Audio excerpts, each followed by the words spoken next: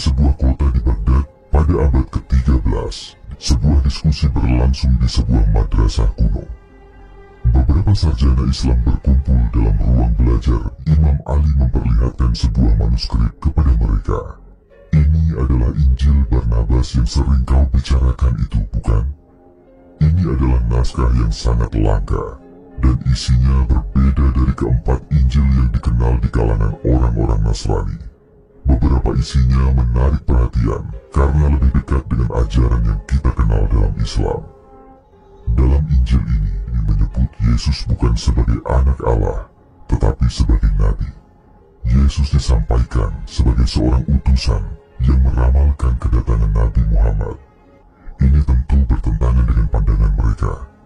Seperti yang tertulis, ada ayat-ayat yang menyebutkan tentang seorang Nabi terakhir yang akan datang setelahnya.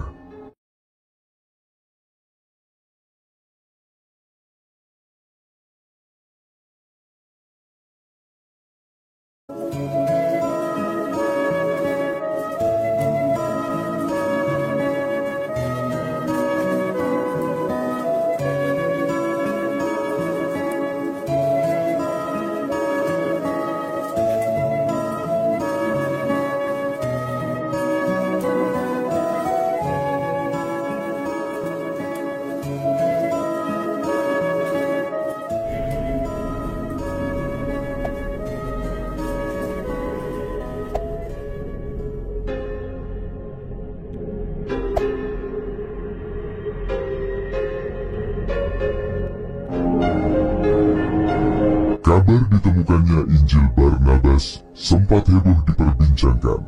Kitab kuno ini ditemukan di Turki pada Februari 2012 dengan bentuk tulisan tangan bertinta emas.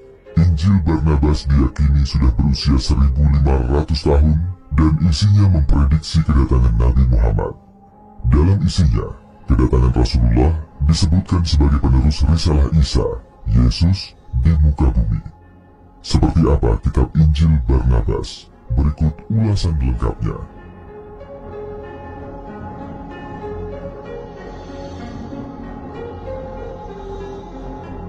Kitab Injil Barnabas menggunakan bahasa Aramik. Bahasa ini dipercaya digunakan Yesus dalam kehidupan sehari-hari. Ada banyak isi kandungan kitab ini. Salah satunya prediksi kedatangan Nabi Muhammad. Adapun kutipan isi kitab ini adalah 1. Bab 39. Barnabas, terpujilah namamu yang kudus, ya Allah Tuhan kita. Tiada Tuhan selain Allah dan Muhammad adalah utusannya. Bab 21. Barnabas, atas perintah Allah, Mikael mengusir Adam dan Hawa dari surga. Kemudian Adam keluar dan berbalik melihat tulisan pada pintu surga. Tiada Tuhan selain Allah dan Muhammad adalah Rasul Allah. 3 bab 44 Barnabas. Pada bab ini, Yesus atau Nabi Isa menyebut nama Nabi Muhammad. Oh Muhammad, Tuhan bersamamu. 4 bab 97. Yesus menjawab, nama Mesias sangat mengagumkan, karena Allah sendiri yang memberinya nama, ketika menciptakan jiwanya dan menempatkannya di dalam kemuliaan surgawi. Allah berkata, tunggu Muhammad, karena kamu, aku akan menciptakan Firdaus, dunia, dan banyak makhluk. Siapapun yang memberkatimu akan diberkati, dan barang siapa mengutukmu akan dikutuk. Bab 512. Dalam bab ini, Nabi Isa, Yesus, bercerita kepada Barnabas bahwa dirinya akan dibunuh. Namun, kata Nabi Isa, Allah akan membawanya naik dari bumi.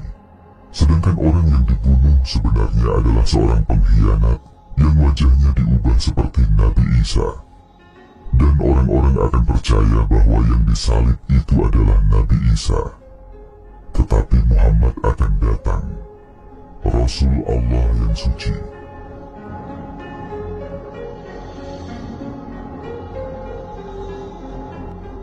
Para ilmuwan Kristen dan Muslim banyak yang memperdebatkan mengenai keaslian kitab ini. Pasalnya, terdapat banyak kontradiksi dalam isi kandungan yang tertuang di dalamnya. Dalam pandangan ilmuwan Islam, terdapat kontradiksi kitab Injil Barnabas dengan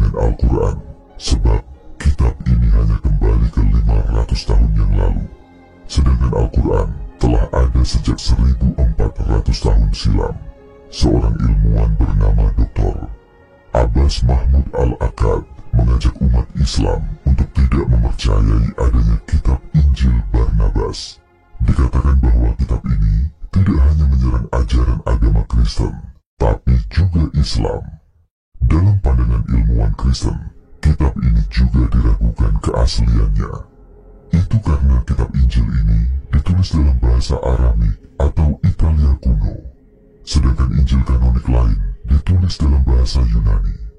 Dapat disimpulkan bahwa kitab Injil Barnabas tidak bisa disejajarkan dengan keempat Injil lainnya, yaitu Injil Matius, Markus, Lukas, dan Yohanes.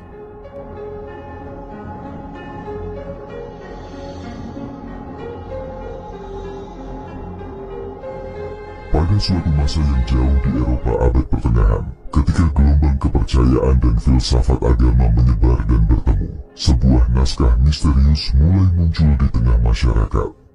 Naskah ini, yang kemudian dikenal sebagai Injil Barnabas, mengusik ketenangan pemuka agama dan akademisi.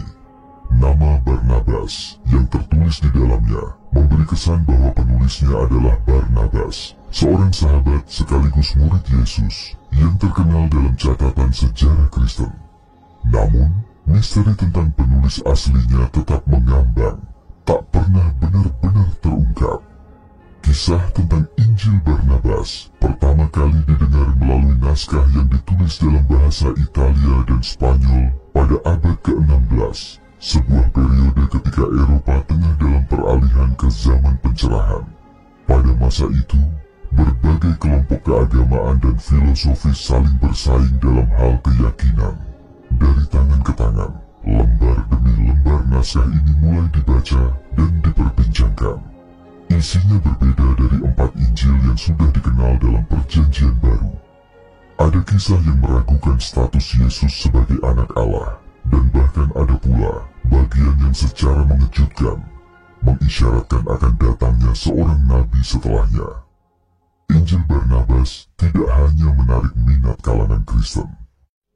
Beberapa bagian dari naskah ini mengandung doktrin yang lebih dekat dengan ajaran Islam. Dalam Injil ini, Yesus bukan anak Allah, melainkan seorang nabi yang menubuatkan kedatangan Nabi Muhammad. Teks-teks ini menarik perhatian para sarjana Muslim yang mencari jejak-jejak kebenaran dalam sejarah yang berbeda dari narasi utama agama Kristen. Namun semakin banyak orang yang membaca, semakin banyak pula pertanyaan yang muncul. Mengapa baru muncul naskah ini di abad ke-16, padahal Barnabas hidup sekitar abad pertama? Dan mengapa hanya ada 2 manuskrip yang diketahui, satu dalam bahasa Italia dan satu lagi dalam bahasa Spanyol? Para sejarawan mulai menyelidiki asal-usul Injil ini. Sebagian besar dari mereka menemukan petunjuk bahwa naskah ini kemungkinan besar ditulis oleh seseorang yang hidup pada abad pertengahan, seorang yang mungkin terpengaruh oleh budaya dan keyakinan Islam. Gaya bahasa dan gaya penulisan naskah ini mencerminkan pengaruh dari berbagai sumber Timur Tengah yang membuat beberapa ahli yakin bahwa penulisnya memahami atau bahkan berafiliasi dengan dunia Islam. Para pemuka gereja Katolik dan Kristen menolak naskah ini karena isinya yang bertentangan dengan ajaran dasar mereka. Bagi mereka, Injil Barnabas hanyalah tulisan palsu yang sengaja dibuat untuk mengaburkan kebenaran. Di sisi lain, beberapa kelompok Islam menganggapnya sebagai bukti bahwa Injil asli telah dirusak atau disembunyikan, dan bahwa Injil Barnabas mungkin lebih mendekati pesan Yesus yang sebenarnya. Di tengah segala ketidakpastian dan perdebatan itu, Injil Barnabas tetap menjadi sumber spekulasi. Naskah ini mengingatkan bahwa sejarah agama penuh dengan lapisan misteri dan persepsi yang tak pernah benar-benar terjawab. Demikianlah, hingga saat ini, kisah Injil Barnabas tetap hidup, seakan menjadi jendela kecil menuju masa lalu yang rumit, sekaligus menantang pandangan umat manusia tentang sejarah, kebenaran, dan kepercayaan mereka. Injil ini dianggap tidak kanonik oleh gereja Kristen, dan umumnya diklasifikasikan sebagai apokrifa, atau tulisan yang tidak diakui secara resmi. Berikut adalah beberapa tokoh dan peristiwa yang terkait dengan Injil Barnabas. Pertama, Barnabas.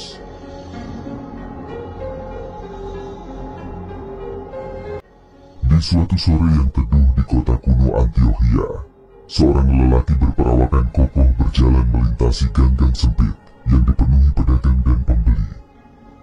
Namanya Yosef dari Siprus, tetapi di kalangan orang-orang percaya, ia dipanggil Barnabas, yang berarti anak penghiburan. Barnabas adalah seorang yang penuh kasih, lembut dalam bertutur kata, namun bersemangat dalam menjalankan keyakinannya. Di sudut pasar, Barnabas bertemu dengan sahabatnya, Paulus.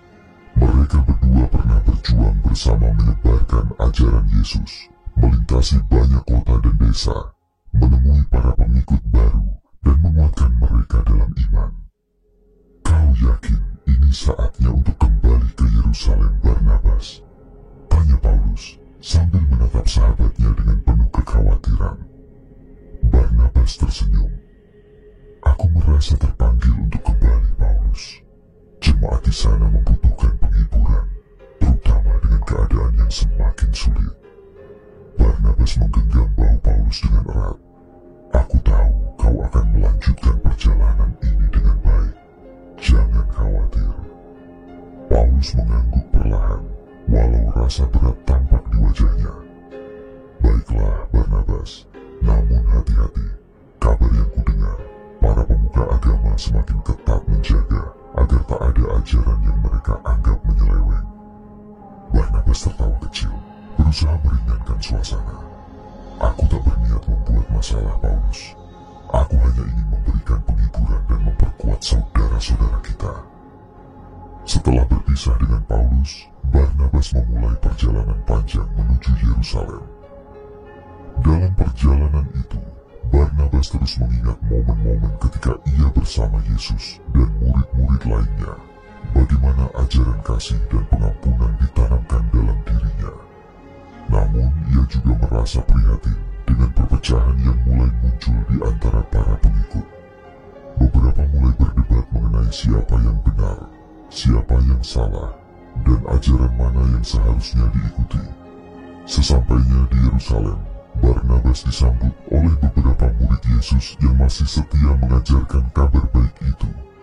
Disinilah ia bertemu lagi dengan Yohanes Markus, keponakannya yang sempat menemaninya dalam misi sebelumnya.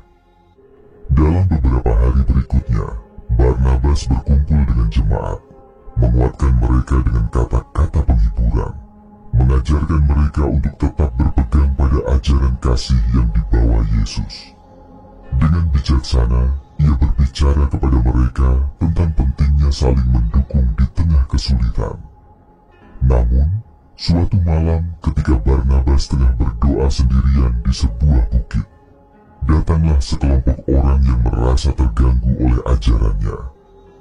Mereka adalah orang-orang yang tak ingin ada ajaran yang menyimpang dari aturan-aturan ketat agama. Barnabas, seru salah seorang dari mereka, "Kami telah memperingatkanmu agar berhenti menyebarkan ajaran ini." Barnabas berdiri tenang, menatap mereka tanpa rasa takut. "Aku hanya mengajarkan kasih dan pengampunan, seperti yang diajarkan oleh Yesus. Bukankah kita semua menginginkan kedamaian? Bukan kedamaian yang kau bawa, tetapi perpecahan." Balas yang lain dengan marah. Barnabas tersenyum lembut. "Perpecahan tak berasal dari kasih.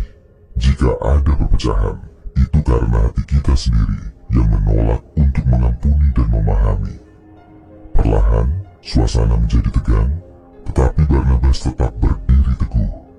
Kata-katanya itu menyentuh beberapa di antara mereka, namun sebagian lagi tetap tidak menerima dan merasa terancam oleh ajaran kasih yang dibawa Barnabas.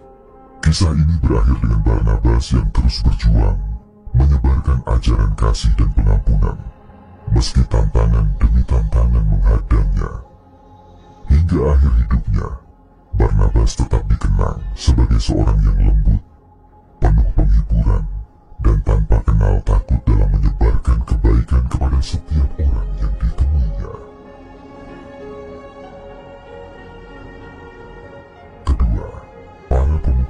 gereja Katolik dan Kristen awal.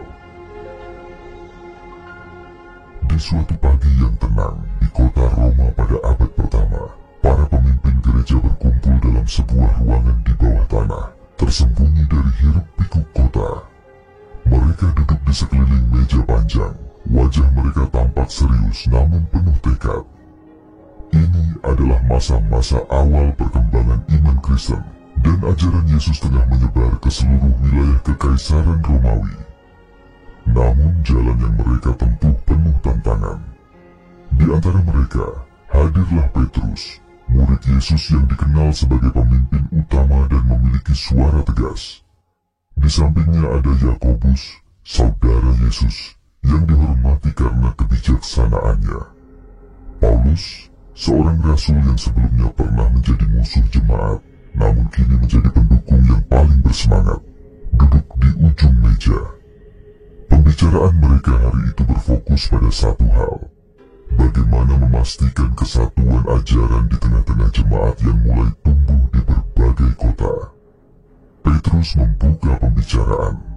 "Saudara-saudara," katanya dengan nada tenang namun berwibawa, "kita harus menjaga ajaran Yesus tetap murni. Ada banyak orang yang mulai mengajarkan hal-hal yang berbeda, yang bisa membingungkan jemaat." Yakobus mengangguk setuju. "Benar sekali, Petrus. Di Yerusalem, aku melihat beberapa kelompok yang mengajarkan hal-hal yang bahkan tak pernah Yesus katakan. Mereka berdebat tentang aturan-aturan lama. Apakah kita harus mengikuti hukum Musa atau tidak?" Paulus, yang biasanya memiliki pandangan lebih terbuka, terdiam sejenak sebelum angkat bicara. "Yakobus, aku mengerti kekhawatiranmu. Namun kita juga perlu menyadari bahwa banyak dari jemaat baru ini adalah orang-orang non-Yahudi. Mereka tidak dibesarkan dengan hukum Musa. Apakah kita benar-benar ingin membebani mereka dengan aturan-aturan lama?" Petrus menghela napas. "Paulus, kita tahu bahwa kasih adalah inti ajaran Yesus. Tetapi kita juga harus berhati-hati. Jika kita terlalu longgar, bisa jadi jemaat mulai menciptakan ajaran sendiri yang akhirnya menjauh dari kebenaran." Di sudut ruangan, Markus, penulis Injil yang lebih muda, angkat bicara untuk pertama kalinya. "Mungkin kita bisa menyusun beberapa pedoman dasar yang tetap mencerminkan ajaran Yesus tanpa terlalu membebani mereka. Dengan begitu, jemaat tetap dapat berjalan bersama dalam iman yang sama." Paulus tersenyum mendengar usul Markus. "Aku setuju dengan Markus. Bagaimana jika kita membuat sebuah surat yang dapat dibaca oleh jemaat di berbagai kota? Dengan begitu, mereka tahu apa yang kita ajarkan dan dapat menghindari ajaran yang keliru." Petrus mempertimbangkan ide itu. Itu bisa menjadi solusi yang baik. Tetapi siapa yang akan menulisnya? Surat ini harus benar-benar mewakili semua suara kita dan mengandung kebenaran yang tak tergoyahkan. Yakobus menatap Paulus. "Kau telah menulis banyak surat kepada jemaat di berbagai tempat, Paulus. Mungkin kau bisa mulai menyusun kata-kata awalnya, dan kita semua akan meninjau bersama." Paulus mengangguk, merasa terhormat namun juga menyadari tanggung jawab besar yang ada di pundaknya. "Baiklah, aku akan menulisnya. Namun aku ingin mendengar masukan dari kalian semua. Setiap kata harus disepakati agar menjadi suara bersama." Dengan keputusan itu, mereka pun mulai membicarakan butir-butir ajaran yang dianggap penting untuk disampaikan. Mereka berbicara tentang kasih, pengampunan, kesetiaan, dan harapan akan kedatangan Yesus kembali. Mereka membahas bagaimana jemaat harus hidup dengan rendah hati dan saling menolong, tanpa mempermasalahkan perbedaan latar belakang atau bangsa. Ketika percakapan semakin mendalam, seorang murid muda masuk ke ruangan itu dan memberitahu bahwa beberapa orang Romawi tengah mengawasi tempat pertemuan mereka. Para pemimpin itu segera bergegas menyudahi diskusi mereka. Petrus berbisik pada yang lain, "Kita harus berhati-hati, saudara-saudara. Tetapi ingat, tugas kita untuk ajaran ini tidak boleh berhenti. Paulus menatap mereka satu persatu. Jika suatu hari kita harus terpisah atau menghadapi risiko lebih besar, ingatlah bahwa kasih Yesus akan selalu menyatukan kita. Apapun yang terjadi, pesan ini harus diteruskan. Mereka pun meninggalkan ruangan itu satu persatu, membawa semangat dan tanggung jawab untuk menjaga ajaran Yesus tetap hidup di tengah ancaman dan tantangan. Melalui surat-surat, pengajaran dan pengorbanan mereka, ajaran tersebut bertahan, berkembang, dan terus menyebar ke seluruh dunia, diwariskan dari generasi ke generasi hingga hari ini.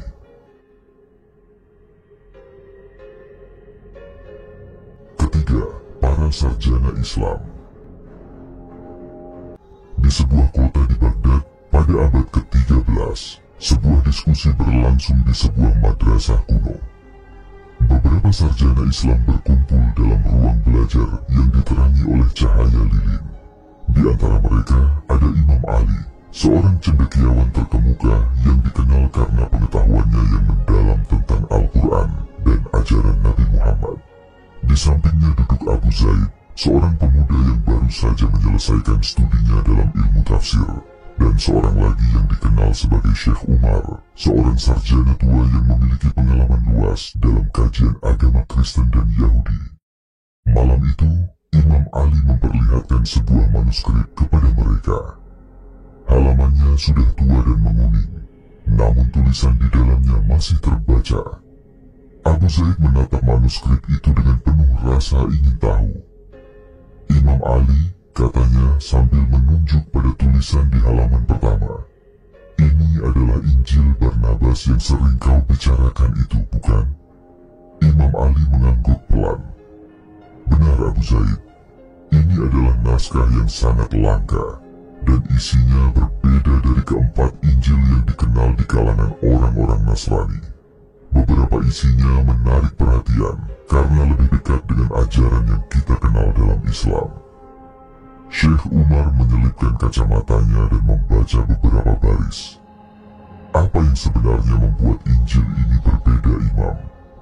Aku mendengar bahwa Injil Barnabas ini menyebut Yesus bukan sebagai anak Allah, tetapi sebagai Nabi. Ini tentu bertentangan dengan pandangan mereka. Namun mengapa hal ini bisa terjadi?" Imam Ali menatap Syekh Umar dan berkata, "Dalam Injil ini, Yesus disampaikan sebagai seorang utusan yang meramalkan kedatangan Nabi Muhammad. Seperti yang tertulis, ada ayat-ayat yang menyebutkan tentang seorang Nabi terakhir yang akan datang setelahnya. Beberapa orang percaya bahwa Injil ini adalah bukti bahwa Yesus sudah menubuatkan kedatangan Nabi kita."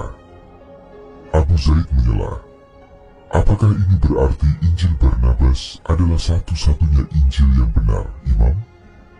Imam Ali menghela napas dan menggelengkan kepala. "Tidak semudah itu, Abu Zaid. Banyak sarjana di kalangan kita yang percaya bahwa Injil Barnabas ini mungkin ditulis jauh setelah zaman Yesus, dan bisa saja ada unsur pengaruh dari berbagai pemikiran yang berkembang pada masa itu. Meski demikian, jika ada ajaran yang sejalan dengan Islam, kita bisa mempertimbangkan hikmah yang terkandung di dalamnya." Syekh Umar mengangguk pelan. "Menarik sekali. Namun jika kita menyebarkan naskah ini, bukankah akan timbul perdebatan yang semakin besar di antara kaum Nasrani?" Imam Ali menatap kedua sahabatnya dengan bijak. "Itu benar, Syekh Umar. Kita harus berhati-hati dalam menyikapinya. Namun kita bisa menjadikannya sebagai bahan kajian untuk menunjukkan bahwa ada kemungkinan kebenaran yang telah lama tersembunyi. Kita tidak memaksakan pandangan kita, namun membuka pintu diskusi dan pemahaman." Abu Zaid memandang naskah itu dengan kagum. Jika benar Yesus sudah meramalkan kedatangan Nabi Muhammad, mengapa hal ini tidak banyak diketahui oleh mereka? Syekh Umar tertawa pelan. "Abu Zaid, sejarah adalah misteri yang kompleks. Banyak kitab-kitab yang hilang, berubah, atau ditafsirkan dengan cara yang berbeda-beda. Apa yang kita baca hari ini mungkin saja bukan apa yang pertama kali ditulis. Namun, Injil Barnabas ini, meski kontroversial, bisa saja menjadi salah satu kunci untuk memahami sejarah agama yang saling berhubungan. Imam Ali menepuk bahu Abu Zaid. Kau benar Abu Zaid, tapi ingatlah, tujuan kita bukan untuk membuktikan siapa yang benar atau salah. Sebagai sarjana, tugas kita adalah untuk memahami dan mencari hikmah di balik setiap ajaran.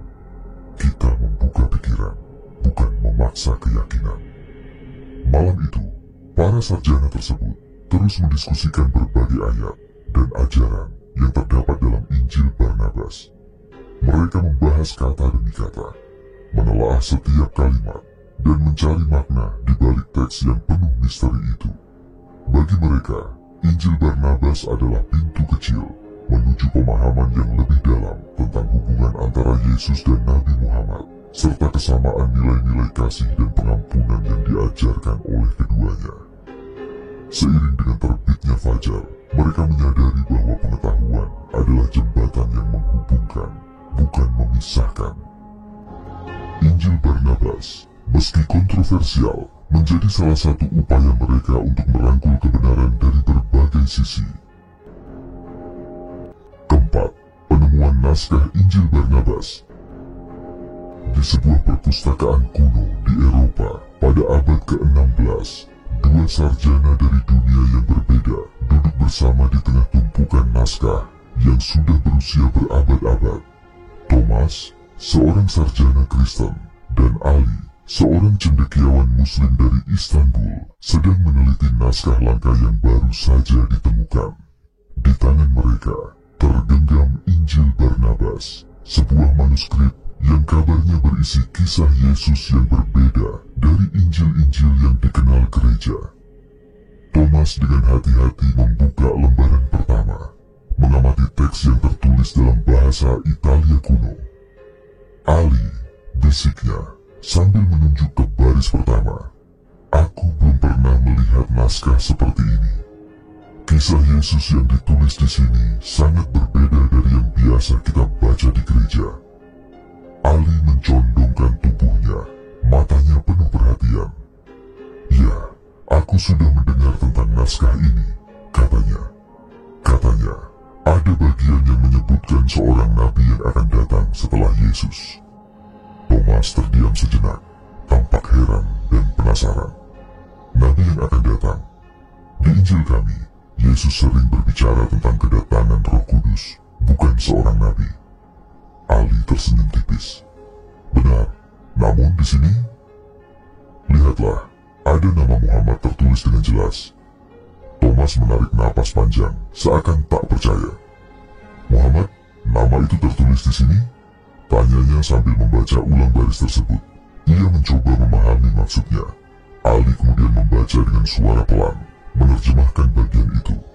Di sini tertulis bahwa Yesus berkata kepada para muridnya bahwa ia adalah utusan Tuhan, tetapi setelah dirinya akan datang seorang nabi yang disebut sebagai Ahmad atau Muhammad.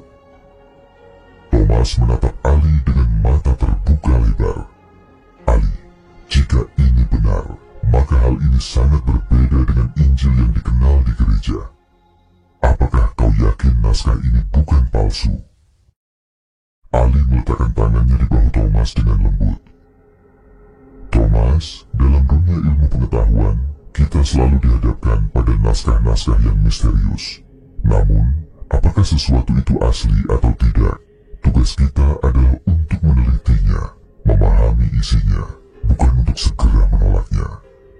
Thomas mengangguk setuju. Kau benar Ali, mungkin aku terburu-buru. Namun naskah ini akan sangat kontroversial jika tersebar luas. Banyak orang Kristen yang bisa merasa terganggu dengan isi seperti ini. Ali tersenyum penuh pengertian. Aku paham Thomas. Di sisi lain, naskah ini juga menarik bagi umat Islam karena nama Muhammad disebut secara langsung. Seolah-olah ia adalah bagian dari rantai para nabi yang dikisahkan di dalam Injil. Keduanya melanjutkan penelitian dengan hati-hati, meneliti teks tersebut kata demi kata. Mereka menemukan bahwa beberapa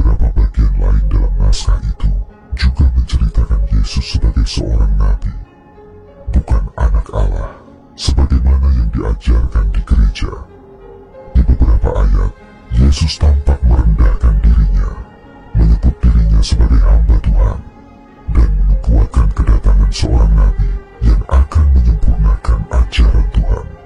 Thomas menghela napas panjang.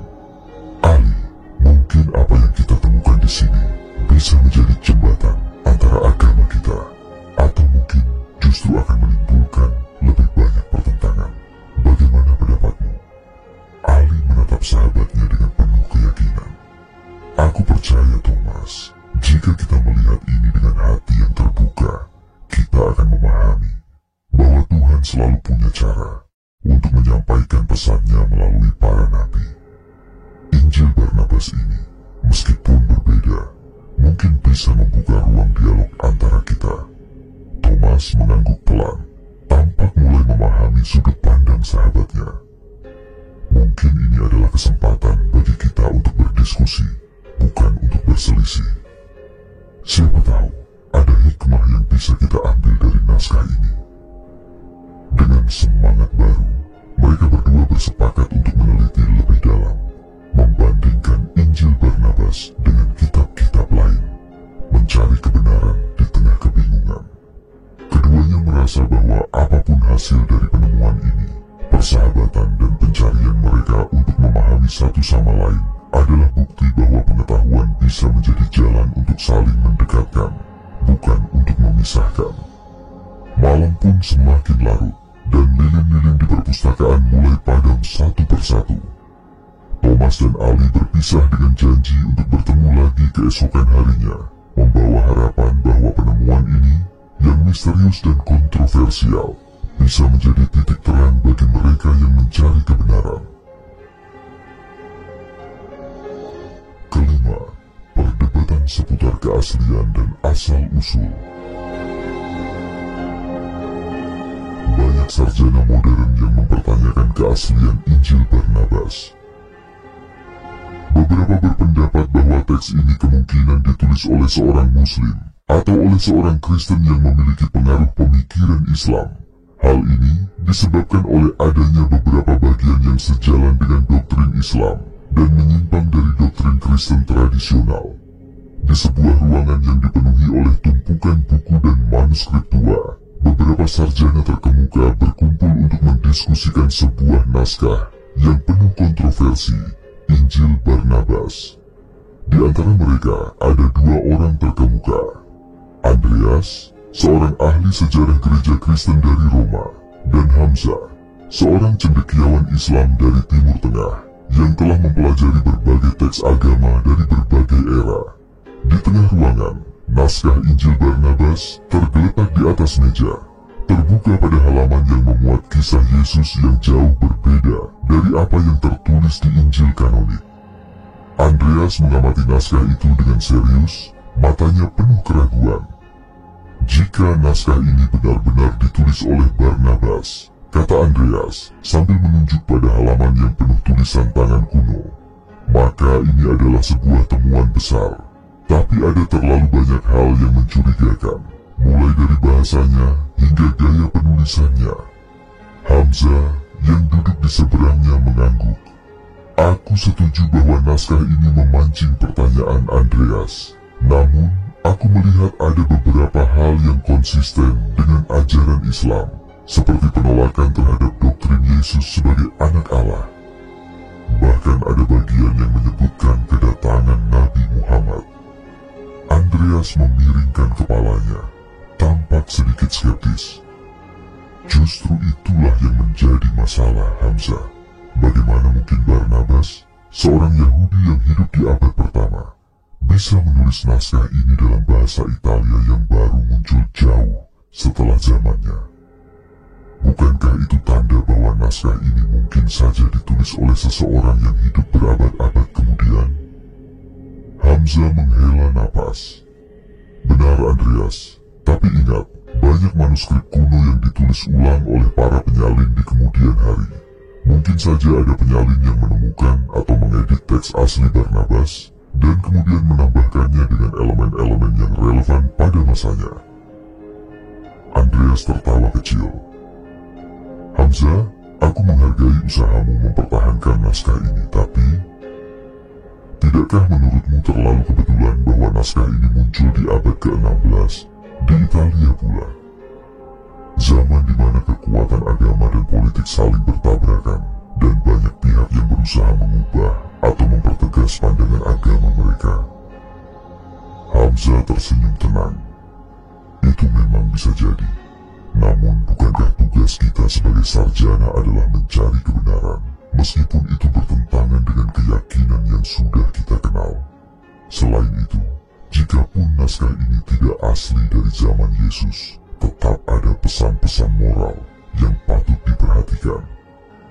Di sudut ruangan, seorang cendekiawan muda bernama Farid yang diam-diam menyimak, memberanikan diri untuk berbicara. Andreas, Hamzah, bolehkah aku menambahkan sesuatu? Keduanya mengangguk dan mempersilahkan Farid untuk berbicara. Farid menatap naskah itu dengan kagum. Mungkin keaslian naskah ini memang masih misteri, tapi jika kita berpikir bahwa mungkin pada suatu waktu di masa lalu ada seorang penulis yang terinspirasi untuk menyatukan elemen-elemen dari dua keyakinan besar, apakah itu tidak patut untuk kita apresiasi? Teks ini mungkin lahir dari seseorang yang ingin membuka dialog, bukan untuk memperkeruh perbedaan. Hamzah tersenyum bangga mendengar pandangan Farid. Kau benar, Farid. Seringkali kita terlalu sibuk mencari kesalahan dalam naskah hingga lupa melihat pesannya. Namun Andreas tetap menggelengkan kepala. Aku mengerti maksud kalian, namun sebagai seorang sejarawan, bagiku fakta adalah hal yang paling penting. Jika naskah ini ditulis pada abad ke-16, kita tidak bisa menyebutnya sebagai karya Barnabas yang asli. Hamzah menatap Andreas dalam-dalam. Dan jika kita membuktikan bahwa beberapa elemen di dalamnya memang sejalan dengan ajaran-ajaran Yesus yang telah lama hilang, apakah itu tidak berharga bagi penelitian kita? Andreas terdiam, tampak berpikir. Mungkin kau benar, Hamzah. Kadang aku terjebak pada kebenaran sejarah dan lupa melihat bahwa pesan damai dapat datang dalam banyak bentuk. Namun apakah kau tidak khawatir bahwa naskah ini justru akan menimbulkan kebingungan di kalangan umat beriman? Hamzah menepuk bahu Andreas dengan penuh kehangatan. Andreas, justru dengan berdialog, kita bisa mencegah kebingungan. Setiap teks, setiap dokumen, mengandung pandangan dunia pada masanya. Sebagai cendekiawan, kita bertanggung jawab untuk menjembatani pemahaman, bukan untuk memecah belah. Percakapan mereka berakhir dengan pemahaman bahwa apapun keaslian Injil Barnabas, naskah itu memiliki kekuatan untuk membuka dialog baru. Di tengah perdebatan, ada harapan bahwa mereka akan menemukan kebenaran, atau setidaknya pemahaman yang lebih dalam tentang keyakinan mereka sendiri. Injil Barnabas terus menjadi perdebatan di antara akademisi, sejarawan dan pemuka agama, baik di kalangan Kristen maupun Islam, karena isinya yang mengundang pertanyaan mengenai sejarah dan hubungan antara kedua agama. Untuk memahami lebih lanjut perdebatan seputar Injil Barnabas, diskusi antara agama dan riset sejarah tetap diperlukan.